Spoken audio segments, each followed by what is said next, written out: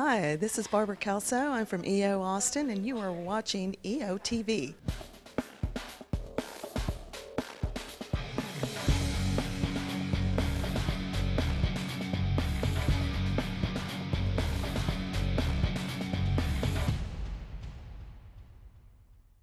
Hi, welcome to EOtv. I'm Randall Mauricio. And I'm TERRI Apostle. Together we have your EOtv webcast that is filled with great info that you can use. All the time. You know, for some people, public speaking is a fear, but for others, it's a way to share their expertise with a wider audience and grow their business at the same time. Today, author and speaker Landy Chase explains the benefits of public speaking and how to get started. Take a look and be sure to take notes. I have been a full-time professional speaker for about 17 years. And I've spoken to about 2,000 audiences over 5 continents. And I have a rehire rate of about 90%. The book is called Competitive Selling. It was just published by McGraw-Hill. And it is a complete course in how to win business when you're competing against other vendors. Public speaking, in my opinion, is probably the best form of marketing there is, because when you speak to an audience, you have a captive audience of prospects. There's no better way for you to showcase your expertise to a customer than to have them in a non-threatening environment be able to watch what you do for an hour or so. I will add that the best audiences for developing new business are absolutely decision-maker audiences. And as a sales speaker, I also work a lot with salespeople. So when we're marketing my services to speaker events, we're always wanting to be booked in front of an audience with decision-makers, because those people obviously are the ones that can hire you. The other opportunity that you have at speaking engagements is networking. My experience has been that generally after I've given a presentation, I have an opportunity to meet with a lot of the audience members, and that gives me an opportunity to make connections I wouldn't make otherwise. Speaking to an audience in this environment gives you an excellent opportunity to showcase your expertise. When you're in front of a group like that, you're automatically viewed as an expert. Frankly, whether you are or not doesn't really matter. So the perception of the people in your audience will automatically be that you have a high level of expertise. As far as topics for speaking, there's been a major trend over the last 5 years or so to move away from what I call fluff topics. You see less bookings for comedians, wellness, diversity, which are all fine topics. I'm a sales trainer, and my specialty is sales and marketing skills and sales management skills. And there is a high demand for that type of content simply because it has high take-home value.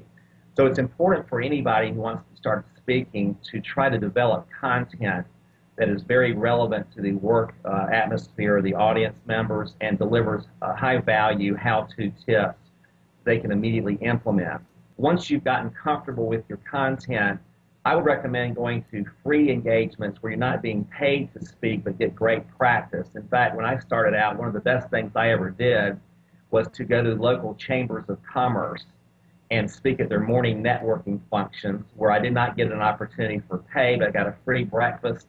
I made some great connections, and I picked up my first handful of clients. If you're just starting out, Landy suggests finding a speaking coach or participating in training programs such as Toastmasters before taking your expertise on the road.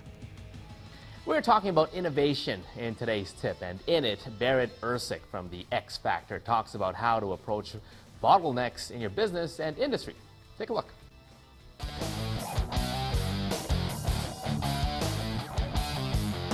That is your tip for the week.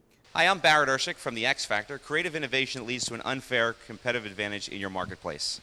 I want to talk today for the tip of the week on innovation, and specifically looking for an exponential advantage in your business. So there's 2 ways to look at bottlenecks in your business or in your industry. If you want to look for bottlenecks in your business, this might be, I need more salespeople. My line of credit isn't big enough. My warehousing isn't big enough. These are bottlenecks that your business has that maybe other businesses in your industry don't have. You need to solve those bottlenecks, but often that's going to lead to incremental advantages. Often that's going to lead to execution type returns, and you need to focus on that. But to get massive and exponential leverage in your business, you have to look at your industry bottlenecks, not just your business bottlenecks. So think about the bottlenecks that are in your industry They're bottlenecks that you have, but they're also bottlenecks that somebody else in your industry has in Pittsburgh or Albuquerque. That's when you know you have an industry bottleneck. So if you can focus on solving an industry bottleneck, that's where you're going to get your true X factor, your 7 to 10 times competitive advantage. So while it's important to think about good execution and business bottlenecks, you need to spend some time getting away from your business, getting your team away from your business, and looking at industry bottlenecks and thinking and daydreaming about how to solve industry bottlenecks, because if you can solve an industry bottleneck, you're going to revolutionize your industry and you're going to win. That's my tip of the week. Thanks. Thanks for sharing that with us, Barrett. I'm sure a lot of EOtv members will be able to benefit from that tip. Yeah, this cast is full of beneficial information. The most important being my motivational thought. Oh my goodness, not that song and dance again, Randall. That's exactly true. Make failure your teacher, not your undertaker. Oh, that was actually quite good. Yeah, you can use it. Thank you, I just might. Absolutely. Thanks, Terry.